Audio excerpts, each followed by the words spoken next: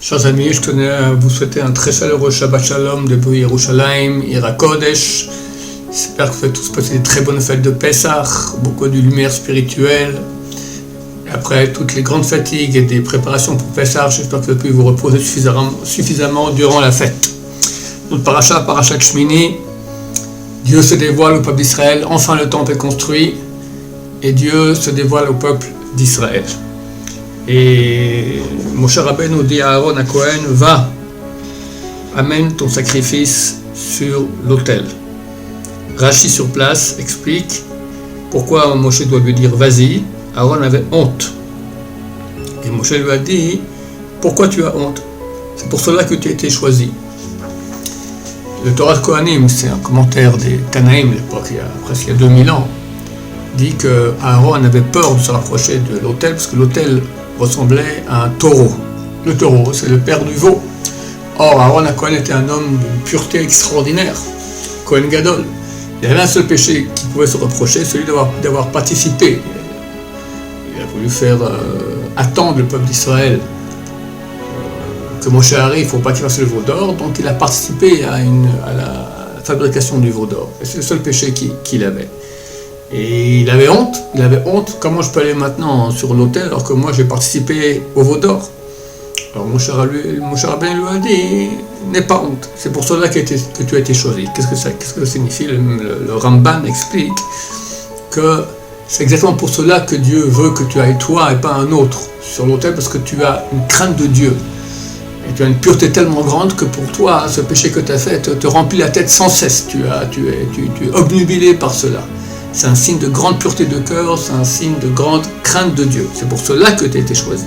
La Kabbalah, Rabbi Havital, de son maître Rabbeinu Hari, dit que si quelqu'un veut savoir quel est son tikkun sur terre, pourquoi il est venu sur terre, quel est le but de sa venue sur terre, qu'il regarde le point sur lequel pour lui il est dur de travailler, quelles sont ses attirances interdites.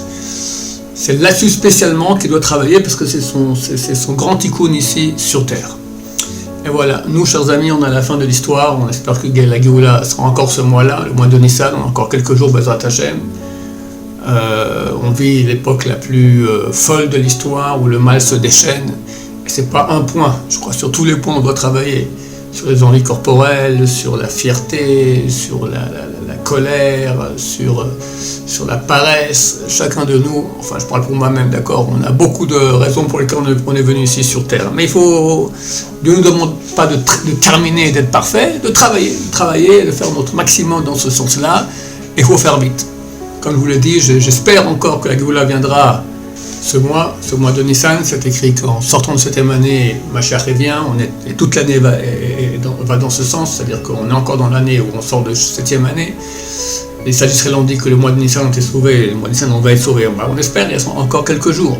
Vous me direz, oui, non, mais qu'est-ce qui peut se passer? Il peut se passer beaucoup de choses. On sait qu'on est au bord d'une attaque israélienne sur l'Iran qui peut changer complètement la face de l'État d'Israël, parce qu'il y aura une riposte non seulement de l'Iran, mais de tous les pays, presque tous les pays qui entourent Israël. Ça risque d'être terrible, et Bezrat Hashem, Mashiach viendra.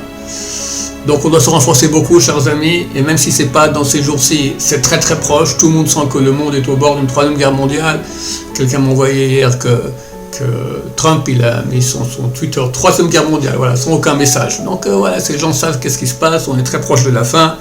Donc renforçons-nous, Bezrat Hashem, et très bientôt, nous aussi, on verra la présence de Dieu revenir dans le temple, Bezrat Hashem, Berachamim, Dolim. Je vous rappelle qu'on a mis sur le site tous nos dossiers sur le compte du Homer, donc consultez ces cours pour savoir exactement comment faire, et le compte, et toutes les lois, tout ce qui est interdit pendant le Homer.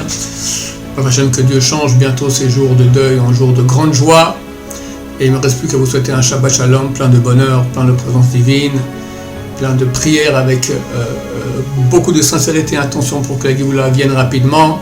Shabbat Shalom, on vous rach. Amen, amen.